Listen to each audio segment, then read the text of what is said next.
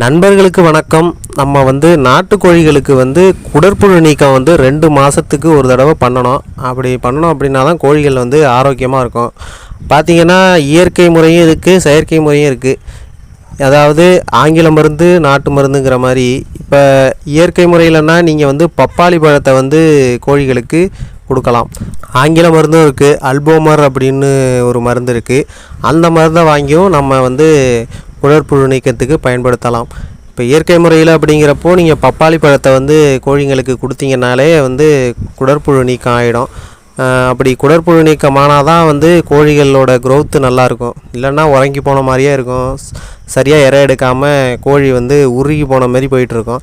அந்த மாதிரி இருந்துச்சுன்னா இது மாதிரி பப்பாளி பழத்தை வாங்கி வீடுகள்லையே எல்லா வீடுகளையும் இருக்கும் பப்பாளி. அப்படி நீங்கள் அதை எடுத்து கோழிகளுக்கு கொடுத்துட்டு வந்தீங்கன்னா குடற்புழு நீக்கம் ஆகிடும்.